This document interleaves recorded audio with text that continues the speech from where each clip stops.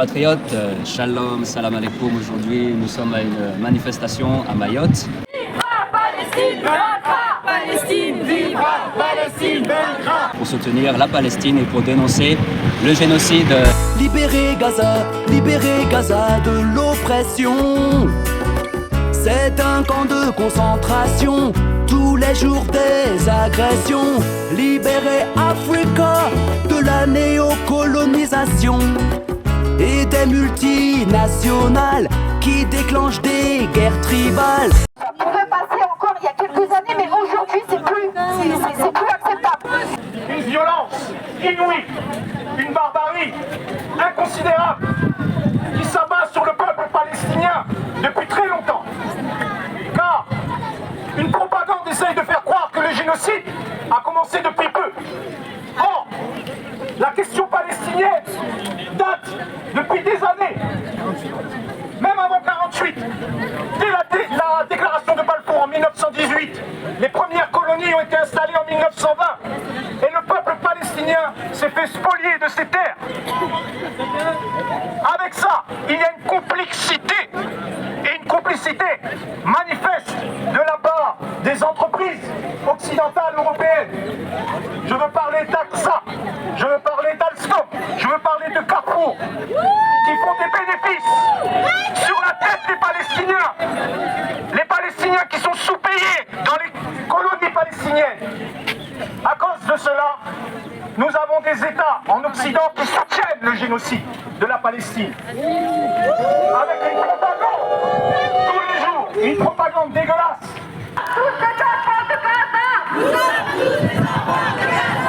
Qui font passer ceux qui soutiennent humainement la Palestine pour des barbares. Car les Occidentaux et les impérialistes, ceux qui participent à ce génocide et ceux qui le soutiennent, regardent attentivement l'État sioniste, parce que l'État sioniste est pour un modèle. L'État sioniste réprime la question de l'indigène dans l'État israélien. Il réprime tous ceux qui ne sont pas alliés au projet sioniste. Et en France même, on appelle ceux qui se lèvent pour dénoncer cela des islamo-gauchistes. On invente toute une série de termes qui sont absolument faux et qui sont là seulement pour servir une propagande dégueulasse. Libérez la Palestine! Libérez la Palestine! Libérez la Palestine! Libérez la Palestine! Libérez la Palestine! La question palestinienne s'inscrit dans un problème colonial. Ensemble, nous dénonçons tout cela. Nous dénonçons les profits du capital occidental sur la tête des Palestiniens. Et nous disons, et je finis, excusez-moi d'être long, que si les États impérialistes regardent les sionistes comme modèle, l'humanité qui n'est pas encore réprimée regarde le peuple palestinien qui se lève. Alors bravo aux Palestiniens de résister. Et j'applaudis cette mobilisation d'aujourd'hui. Je dis ensemble avec la Palestine, ensemble avec la Palestine, ensemble avec la Palestine, Palestine libre, Palestine libre.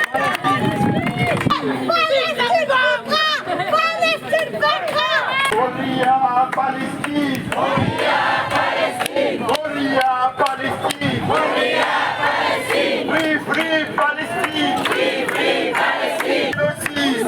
Stop au génocide! Palestine vivra! Free Free Palestine! Free Free Palestine!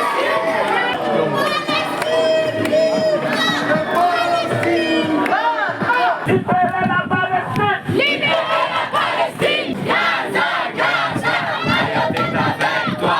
Gaza! Gaza! Mayotte est avec toi! Gaza! Gaza! Mayotte est avec toi! Netanyahou assassin! Netanyahou assassin! Netanyahou assassin! Netanyahou assassin! Netanyahou génocidaire! Netanyahou génocidaire! Et Macron est complice! Et Macron est complice! Depuis le début de ce génocide, effectivement, ici à Mayotte, on n'avait pas réussi à se mobiliser. Et aujourd'hui, on doit s'applaudir. Applaudissons-nous! Envoyons de la force, envoyons de la puissance, envoyons de l'amour et envoyons beaucoup de solidarité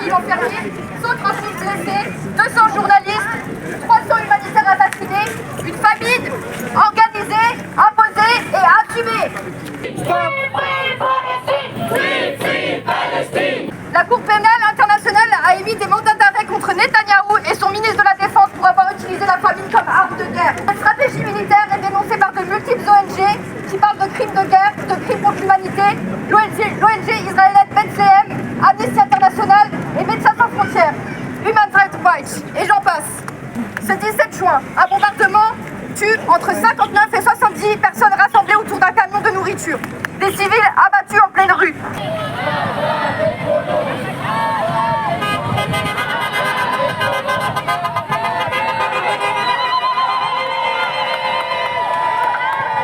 Le passage de Rafah reste fermé sous pression israélienne. Des milliers de civils égyptiens et internationaux marchent pour exiger son ouverture.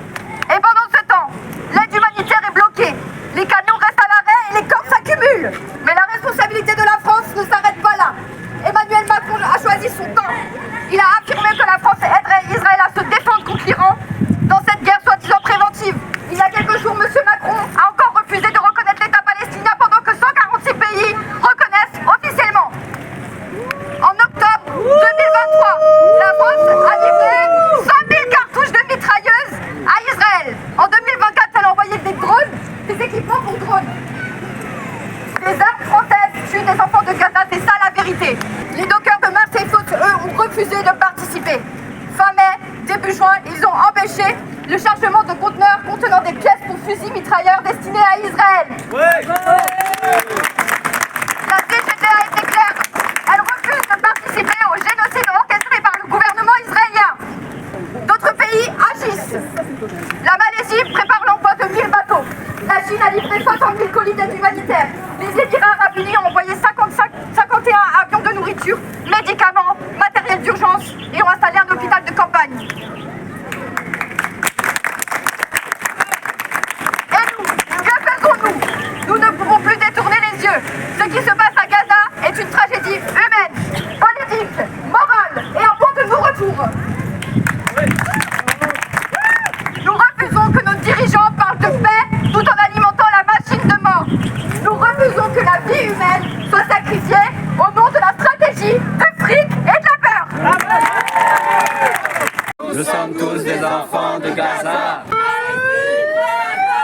Palestine vivra, Palestine vaincra. Le peuple veut la paix. Le peuple veut la paix. Complices. Abat les complices. Abat les complices. Parce qu'à minuit hier, j'ai appelé un ami que j'ai rencontré à Ramallah en 2019, qui aujourd'hui vit à Berlin. Et on a fait un appel aussi avec deux de ses amis qui vivent à Gaza. En 1 heure d'appel, on a pu entendre 3 bombardements. Il me dit que sa famille qui vit au 3e étage voit Gaza depuis son balcon et voit les bombardements tous les jours. Il me dit que il y a 2 semaines, il y a la femme de son frère et ses 2 enfants qui se sont fait tuer parce qu'ils étaient sur le toit en train de filmer et que l'armée israélienne ne veut pas de vidéo, ne veut pas de preuves.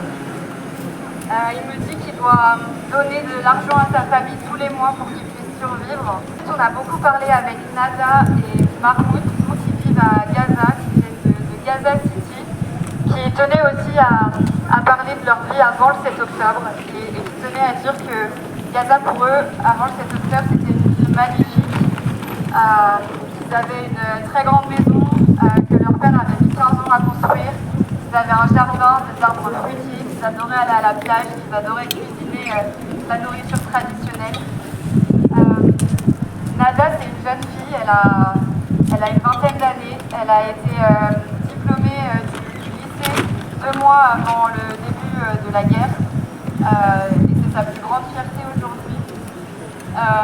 C'est un événement qui a été très fêté dans sa famille à Gaza, qui avait rassemblé tout le monde. Ensuite, elle a commencé l'université où elle commençait à apprendre l'anglais. Et 1 semaine après, la guerre a commencé et son université a été bombardée. Ils m'ont dit qu'ils avaient été déplacés de multiples fois, je ne saurais même pas dire combien. Et ils m'ont parlé notamment d'un endroit où ils ont vécu, c'était sur les plages de Gaza, où ils étaient tous entassés dans des tentes. Ils me parlent du soleil qui leur brûle la peau. Ils me disent qu'ils sont la famille dans une tente. Ils me disent qu'ils ont dû creuser un trou derrière la tente pour s'en servir de toilette, qu'ils brûlent du plastique parce que le bois coûte trop cher pour cuisiner.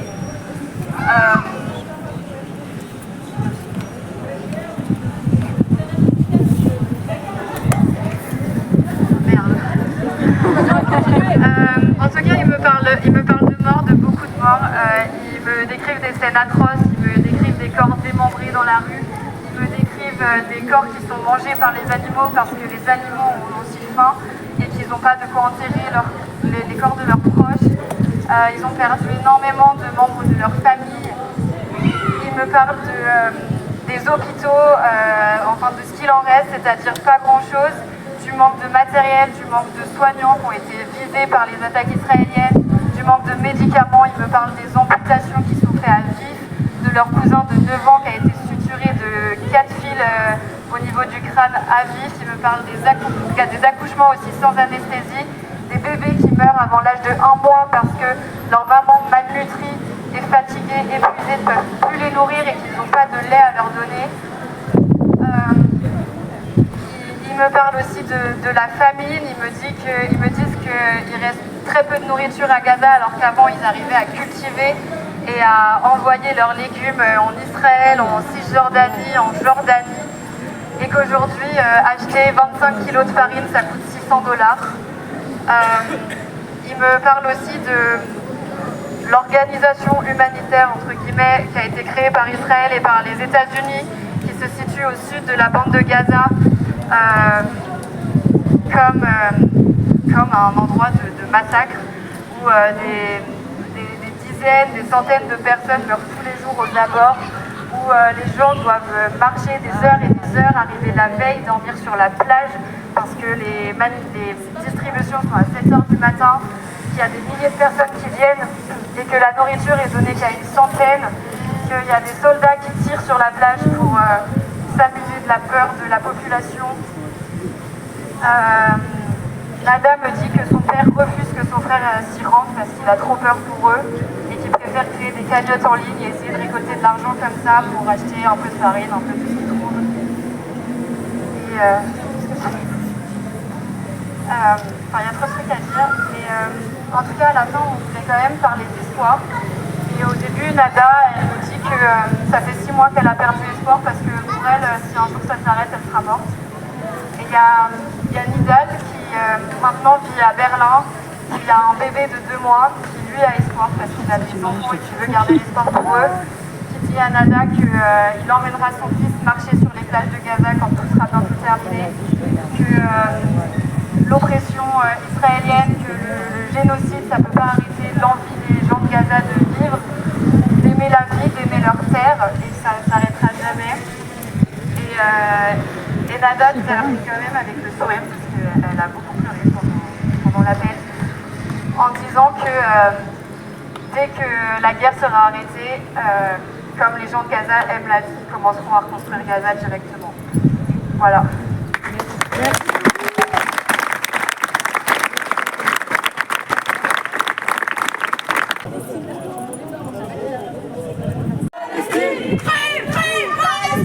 Free, free Palestine. Libérez la Palestine. Libérez la Palestine. Libérez la Palestine. Libérez la Palestine. Macron, Carivenze. Stop au génocide. Stop au génocide.